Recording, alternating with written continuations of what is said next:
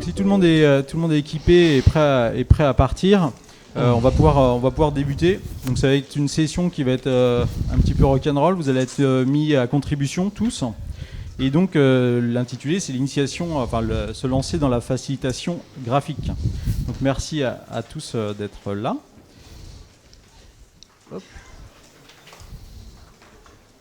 Donc en deux mots, Pierrick Thibault et Grégoire Robin, on est tous les deux associés de Agile Garden, qui est une société nantaise sur l'île de Nantes. Et donc on est dédié à l'accompagnement agile sous forme de formation et puis de coaching d'équipe. Donc à co-construire des cadres de travail d'équipe qui misent davantage sur les interactions que sur les outils. Donc je fais court, mais en tout cas on sera là avec plaisir pour échanger après sur ce sujet-là. On va rentrer dans le vif du sujet et puis on va se présenter. Alors les slides vont se limiter à ces deux que je viens de passer plus un. Et puis on a prévu un slide papier de présentation sous forme de scribing, ce qu'on appelle scribing. Donc là c'est la présentation de Pierrick. C'est ce qu'on va vous demander de faire juste après. Donc on l'a fait un petit peu avant, on a triché. Vous aurez que 2 minutes, nous on a pris un peu plus de temps. Pas beaucoup, hein. Donc l'idée c'est de se présenter sur la base d'un objet. Donc moi j'ai choisi un petit verre de vin. Alors, vous voyez, c'est un petit verre de vin convivial. Alors pourquoi j'ai choisi ça? Parce que c'est des choses qui me parlent. Si je fais un parallèle entre mon métier et ce que j'aime faire et ce petit verre de vin. Alors, j'ai pas vu. Donc j'aime bien ce petit verre de vin parce que il facilite les interactions. Au bout de quelques verres, c'est encore plus facile. Que ça favorise les rencontres. Avec un petit verre, on a plus de facilité à rencontrer d'autres personnes. C'est ce que j'aime faire moi aussi. Et puis ça participe à changer le monde. Alors, attention, au bout de quelques verres, on change le monde, pas forcément dans le bon sens, mais en tout cas, on y participe. Et puis c'est aussi du plaisir. Et ce que j'aime, c'est prendre du plaisir et aussi en donner autour de moi. Voilà pour ma présentation. Merci Pierrick. Et du coup, moi, donc Grégoire, moi j'ai choisi une petite brique Lego. Voilà. Avec quelques mots-clés qui... ouais, je veux bien, s'il te plaît. Quelques mots-clés qui caractérisent, qui expliquent un petit peu ce choix. Donc la brique Lego, c'est le jeu. Et donc moi, je suis joueur. Et puis dans nos accompagnements, on utilise beaucoup le ressort ludique pour faire ressortir plein de choses dans les équipes et pour faire partager. Et donc la brique Lego, c'est la collaboration, la construction ensemble. C'est aussi la créativité, puisque quand on a ce média physique, ça permet vraiment de faire sortir des choses innovantes. Sortir du cadre, parce que justement, on bouscule un petit peu les équipes, on fait sortir du quotidien, et puis ça permet de se libérer un peu des contraintes habituelles avec cette couche d'abstraction. Donc créativité, collaboration, sortir du cadre, et puis plaisir. Moi aussi, parce que dans le travail, c'est aussi un axe important pour nous de tout ce qu'on construit, c'est que l'objectif, c'est aussi que les équipes prennent plaisir à échanger, à travailler et à imaginer des choses ensemble. Donc voilà pour nos petites présentations. Je ne sais pas si tout le monde a bien vu, mais c'est pas très grave. Mais ce qu'on va vous demander maintenant, vous avez des feuilles A4 et des feutres. S'il y a des feutres qui ne fonctionnent pas très bien, vous nous appelez. Et si vous avez besoin d'une autre feuille A4, pareil. Et vous allez avoir 2 minutes, chacun individuellement, pour choisir un objet ou quelque chose qui vous caractérise. Et vous allez vous présenter de la même manière que nous, avec quelques mots-clés, avec votre objet. On va vous laisser 2 minutes pour ça, donc c'est assez rapide. Cherchez pas la perfection du dessin. Et puis ensuite, on va vous laisser 3 minutes pour échanger avec votre voisin et vous présenter à partir de ce support-là. D'accord ? Donc c'est parti pour 2 minutes, à vos crayons.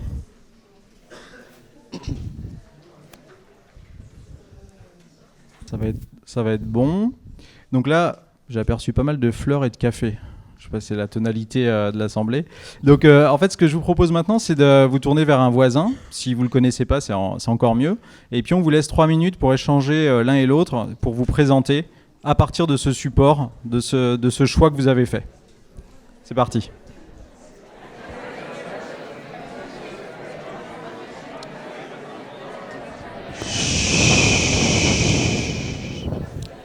Alors, quand on vous dit que ça facilite les interactions, le dessin, C'est pas un mensonge, hein, on en a l'illustration là.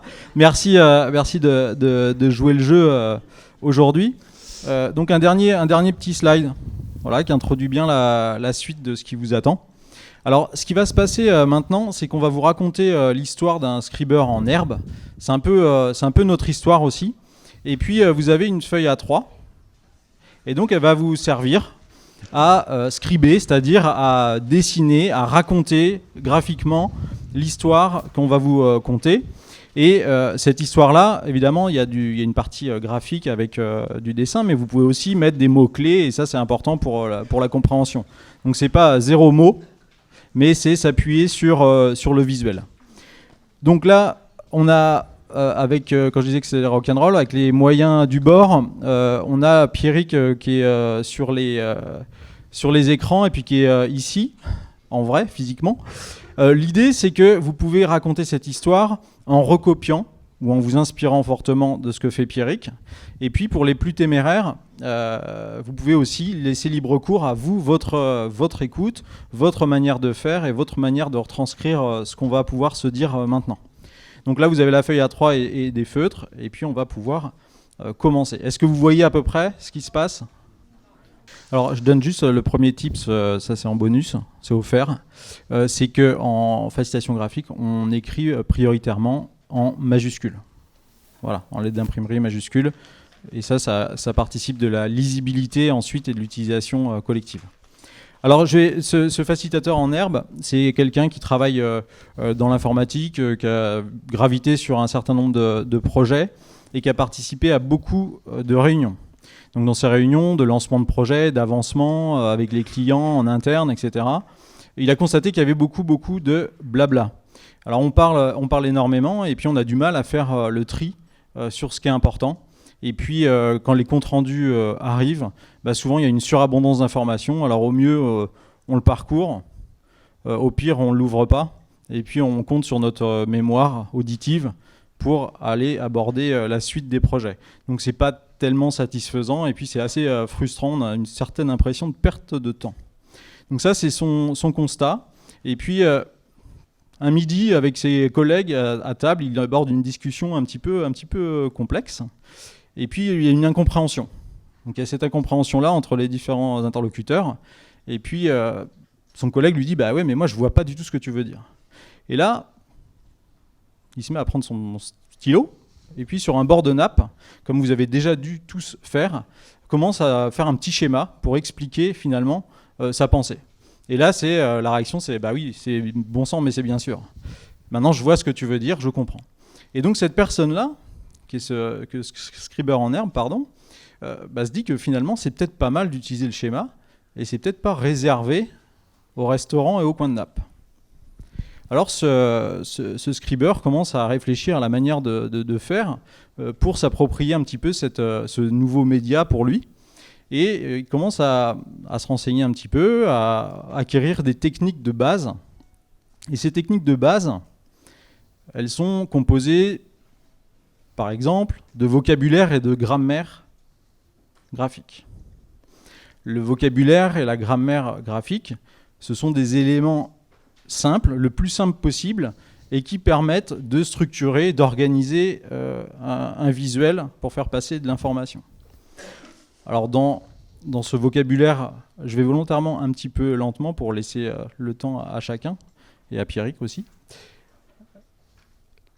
Donc le vocabulaire, c'est par exemple, la grammaire, c'est par exemple des cadres. Les cadres, ça paraît tout simple, mais c'est quelque chose qui va structurer, qui va rendre l'information ou mettre en relief certaines informations. Donc il y a différents types de cadres, et puis ce scriber s'entraîne à faire ces différents types de cadres sur un coin de cahier. Dans le vocabulaire de base des grammaires, il y a aussi un élément hyper important qui représente les flèches. Les flèches, il y a plein de manières de faire des flèches et il y a moyen de faire des flèches sympas, autre qu'un bâton avec un petit cône au bout. Et ces flèches-là, elles permettent de faire passer différentes choses, de faire passer un enchaînement d'idées, d'aller en haut pour montrer quelque chose qui va vers le développement ou plutôt en bas quelque chose qui va un petit peu moins bien. Il y a plein de manières de les utiliser, il y a plein de flèches différentes. Et puis un troisième élément, il y en a d'autres, mais j'en citais que 3, ce sont les gens. les gens, les bons hommes. Et ça, c'est quelque chose aussi d'important pour donner de la vie. Et puis, quel que soit le domaine dans lequel vous exercez, les bonhommes, a priori, vous en avez toujours besoin. Après, le vocabulaire spécifique à chaque métier, ça, c'est à chacun de se développer sa petite bibliothèque. Mais en tout cas, les gens, c'est important. Et puis, les gens, ça peut être des bonhommes bâtons. Ça peut fonctionner. On a des bonhommes patates, des bonhommes étoiles. On a des bonhommes cylindres. Et puis, c'est à chacun de trouver. Et ce scriber a trouvé son type de bonhomme avec lequel il est à l'aise. Et il se trouve que c'est ce que fait Pierrick là, un bonhomme cylindre. C'est tout simple à faire. Après, on peut leur accorder quelques expressions. Ensuite, on a, au-delà du vocabulaire et de la grammaire, on a des modèles un petit peu de référence auxquels on peut se raccrocher quand on va raconter ou quand on va rendre compte de quelque chose qu'on entend. Alors là, je vais en citer deux, qui sont le avant-après. On l'a vu dans les pubs avec avant la crème anti-rides et puis après. Là, c'est un peu le même principe. C'est quelque chose qui s'utilise assez facilement. Pour débuter, c'est plutôt pas mal. Et puis, dans les autres modèles, il y a les organigrammes, par exemple, et puis aussi les lignes de temps. Les timelines qui permettent sur une rétrospective projet ou autre, de noter les faits marquants. Et ça, de rendre visuel cette ligne de temps, c'est relativement facile et c'est très efficace. Donc là, ce sont des modèles de référence, des templates. Il y en a d'autres, des plus complexes. Et puis ça, c'est à chacun aussi de s'approprier les différents modèles, d'être à l'aise avec, et puis de les expérimenter. Donc les techniques de base sont celles-là. Après, il existe on peut les inventer, mais il y a aussi des ouvrages de référence et puis quelques sites. Alors je vais citer que deux sites. Enfin, un site, c'est Noon Project. Noon Project, c'est un moteur de recherche d'images qui permet de retrouver des icônes ou des petits dessins simples que vous pouvez facilement recopier et puis vous approprier. Donc Noon Project. Et puis un ouvrage qui est celui-ci, c'est Bicablo. Il en existe 2 ou 3 éditions différentes. Et puis là, ça va vous donner des bibliothèques. Alors, je prends au hasard. Là, on a des stylos et des enveloppes. Voilà, ça montre que en fait, chaque objet peut être représenté de manière très simple et puis permettre de comprendre très rapidement sans talent particulier de dessin.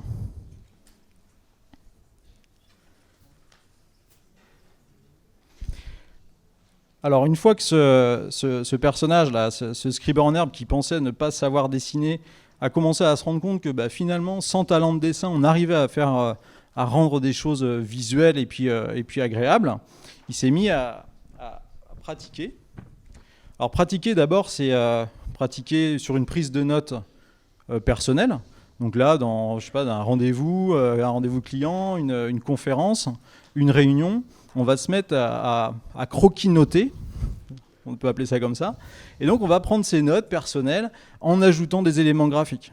Alors, on n'est pas obligé de faire du graphique entièrement, mais on ajoute des éléments graphiques et on se rend compte que ces éléments-là, on s'en souvient beaucoup mieux que tous les mots qui vont les accompagner.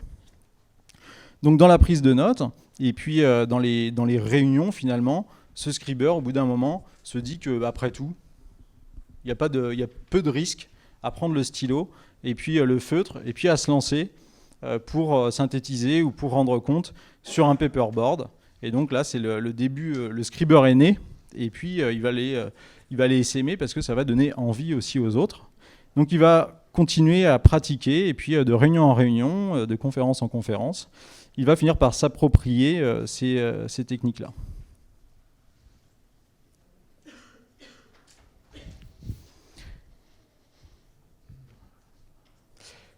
Suite à cette entrée en matière, à cette montée en compétences, le scriber va étendre ses usages. Donc il a commencé à le faire en réunion en interne et puis il va aller aussi le faire en externe. Il va aller avec des clients, il va oser le faire, il va varier les supports. Alors il existe, là on est sur un carton plume, qui est un carton super léger et puis très facile. Par contre c'est de l'indélébile, donc il ne faut pas se rater. Il y a aussi le Velleda. On a j'ai fait quelques impressions de ce qui peut se faire sur différents supports. Donc le Velleda, ça a l'avantage de pouvoir s'effacer, donc ça peut être rassurant. Il y a aussi le format numérique. Alors on peut avoir GIMP ou Inkscape, qui permet de soit créer avec une tablette graphique des éléments visuels, soit de retoucher. C'est-à-dire que quand on a une facilitation graphique de ce type-là, à la fin d'une réunion, on prend une photo, et puis soit la photo, déjà en soi, ça a de la valeur, et on peut aussi nettoyer la photo assez simplement. Donc blanchir les blancs, éliminer les parasites, et puis en faire quelque chose de vraiment de qualité et utilisable par tous. Alors on se rend compte que cette utilisation-là crée un effet waouh, comme on l'écrit là. C'est vraiment quelque chose qui sort de l'ordinaire et qui interpelle. Et on a forcément on a tout le temps une adhésion très forte et un partage très fort autour de ces techniques-là. Alors le waouh se fait en réunion, mais l'utilisation finalement de la facilitation graphique se fait dans plein de contextes différents. Donc là, on a parlé de prise de notes individuelle, on a parlé de compte-rendu de réunion. On peut aussi, pour se lancer, préparer des affichages en préparation de réunion. Un ordre du jour graphique, ça fait toujours son effet, ça donne le ton de la réunion. Donc là, sur la préparation. Et ensuite, en cours de réunion, quand on passe le cap et qu'on fait de la facilitation graphique en cours de réunion, on se rend compte de la puissance de cet outil-là, puisque tout ce qui va être rendu visible va être nécessairement partagé. Quand on a un compte rendu écrit, il y a une personne avec ses propres filtres qui va rendre compte des échanges qu'il y a, alors que là, sur la facilitation graphique, on a des échanges qui progressent, qui sont construits avec les participants. Si jamais il y avait un malentendu, une incompréhension, elle est levée forcément en direct, en disant je ne comprends pas ce que tu fais, pourquoi tu fais ça, etc. Donc quand on arrive en fin de réunion, on a ce compte-rendu-là, qui est directement exploitable et qui est synthétique, et puis qui est partagé, nécessairement partagé. Autre effet de cette utilisation-là, ça génère plutôt de la créativité, puisqu'on a un nouveau média qui est plutôt agréable et qu'on abandonne souvent à la sortie de l'école en se disant que c'était une belle période, mais que maintenant on est grand, et puis dans le travail, quand même, dessiner, ça le fait pas trop, quoi. On a l'exemple concret dans des équipes où effectivement des personnes avaient vraiment un talent qui n'est pas nécessaire, mais qui a un plus quand même, et qui a des personnes qui s'étaient interdits, qui s'étaient auto-censurées, en disant dans le travail, non. Et là, il y a une porte qui s'est entrouverte, et puis c'est des personnes qui font des choses, qui réalisent des choses vraiment, vraiment super. Donc au-delà de la capacité à rendre compte, ça nécessite aussi un entraînement cérébral, on va dire, pour savoir organiser ses idées, les cheminements d'idées, donc s'approprier les templates, et puis savoir saisir les choses importantes. Parce qu'au-delà du graphisme, il y a les mots-clés, et le choix des mots-clés n'est pas anodin, et c'est ce qui va rester après coup. Je vais donner juste une limite pour l'utilisation du scribing. Enfin, on appelle ça scribing, facilitation graphique et autres. C'est l'utilisation par des gens qui n'ont pas participé du tout à la réunion. Donc là, c'est un outil très puissant pour servir de support, comme vous l'avez fait pour vous présenter. Ça permet de marquer les esprits, ça fait appel à d'autres mécanismes cérébraux. Mais par contre, si vous donnez juste votre feuille à quelqu'un sans explication, ça peut avoir ses limites. Sauf si c'est construit juste pour cet effet-là. Alors le schéma, a évolué. Vous êtes tous OK avec le vôtre? Ouais. Donc Pierrick, si on regarde un petit peu ce que tu as fait, c'est chouette. Moi, je trouve comme ça, c'est chouette. Bon, après, voilà. Je suis peut-être pas impartial. T'es gentil. Pardon? T'es gentil. Ouais. Moi aussi, je t'aime beaucoup. Donc, par contre, je me dis quand même qu'il y a moyen d'améliorer ça. Là, il y a des mots-clés, il y a un visuel, OK. Il y a un titre. Je ne sais pas si on l'a tous bien vu, le titre. Mais moi, je trouve qu'il mériterait d'être mis en valeur. Est-ce que c'est jouable? Alors, tout à l'heure, on a parlé de cadre. Donc là, on va avoir un cadre. Surprise. Attention, regardez bien. Alors là, vous pouvez tous le faire. Alors, c'est un cadre bannière. Et c'est pareil, c'est un cadre qui est tout simple à réaliser. Comme la plupart des dessins que vous ferez, ou qu'on fait, ce sont des ronds, des carrés, des triangles. Donc ça ne nécessite pas d'avoir des talents particuliers. Donc voilà une bannière qui donne un effet un petit peu sympa et puis qui fait ressortir clairement le titre.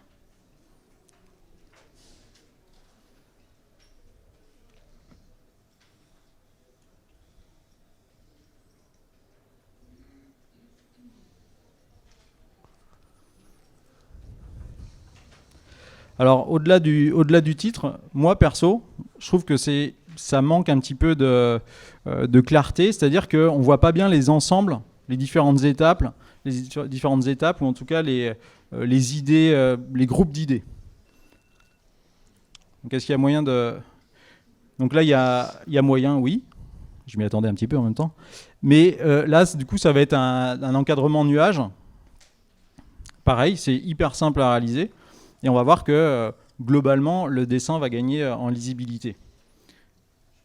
Donc là, il y a différents ensembles, sous-ensembles qui vont être réalisés.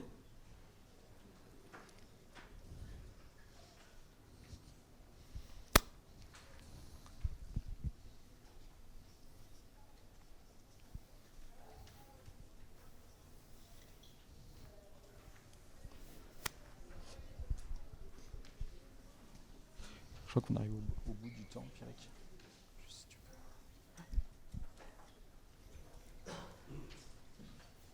Alors une fois que vous avez comme ça regroupé vos idées en sous-ensembles, le dernier truc, moi que je dirais, qui peut manquer à cette réalisation-là, c'est d'aider le parcours de l'œil. Parce que là, on va attaquer le visuel, on va le voir dans son ensemble. Et en même temps, on va pas trop savoir par quelle boule prendre. Et donc c'est là que peut intervenir l'utilisation des flèches pour montrer un peu le parcours que l'on a conçu, en tout cas, quand on a réalisé cette œuvre-là.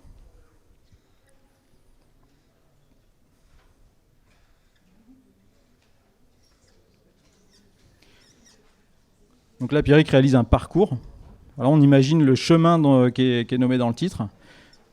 Et puis ce parcours qui passe par les techniques, les vocabulaires de base, les modèles, les ressources, la pratique, et puis le côté diffusion et puis appropriation et l'effet waouh recherché.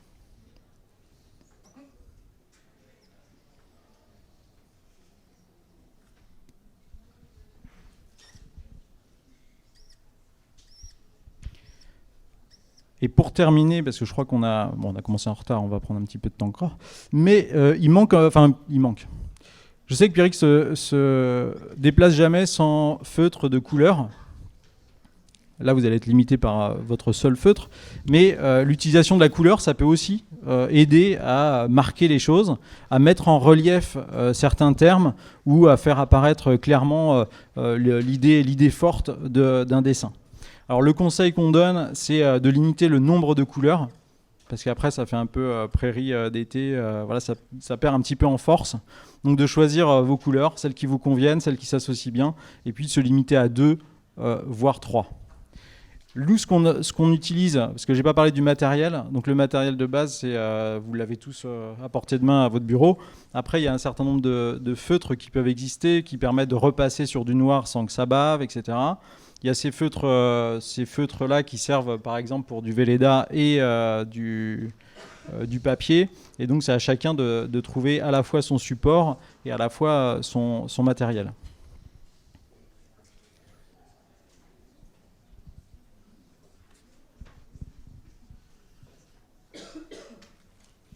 Est-ce qu'il y en a parmi vous qui souhaitent partager leur réalisation ? J'ai aperçu des trucs vraiment chouettes. Donc là, je vais essayer de vous montrer une réalisation. J'entends des « ouh la vache ». Voilà. Est-ce que tu avais déjà pratiqué un peu ? Pas moi-même. Pas, non. Non, parce que là, je pense que c'est clairement, vous avez tous fait à un moment ou à un autre des petits croquis, mais le fait de se lancer comme ça, en gros, c'est la question du début, c'est ah oui, mais moi je sais pas dessiner. Et en fait, c'est pas une bonne question. Donc, on met ça de côté et puis on y va et puis on peut se lancer chacun très facilement.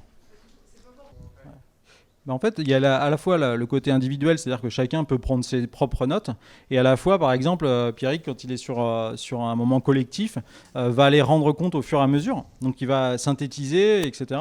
Et donc, c'est une construction collective, donc qui est approuvée au fur et à mesure, finalement. Et c'est effectivement ce visuel collectif qui sert de compte-rendu de réunion, ou en tout cas d'une partie du compte-rendu de réunion. Ouais. Je vais parler si vous voulez croire que je ne sais pas parler, en fait. Oui, en fait, il y a plusieurs situations. En fait, nous, on a développé ça en étant en position de facilitateur de réunion. Là, ça demande de faire des choses plus rapides que ça, parce que là, Grégoire parlait, moi je dessinais, donc j'étais un peu tranquille pour faire ça. On est en mode plus, c'est moins appliqué, mais c'est pas grave, ça fait le job. Et c'est bien d'avoir quelqu'un dédié à ça, ouais, quelqu'un qui est chargé de ça. Après, que ce soit bien fait, c'est pas grave. Même des fois, on est en position. Tiens, t'es en train de nous expliquer quelque chose, tu peux pas prendre le stylo et nous faire un schéma. Donc, pour le lancer, souvent on fait un truc un peu mal fait, c'est mieux en fait. Sinon, il a peur d'abîmer ce qu'on vient de faire, un cadre avec juste un texte, voilà. Et puis on dit, vas-y, explique-nous ton idée, ce qu'on n'a pas bien saisi, quoi. Donc ça peut être participatif comme ça, ou alors il y a quelqu'un qui est vraiment dédié à ça et ça fait réagir les gens, quoi. Il faut que ce soit visible de tous. Merci beaucoup à vous de votre participation. Merci.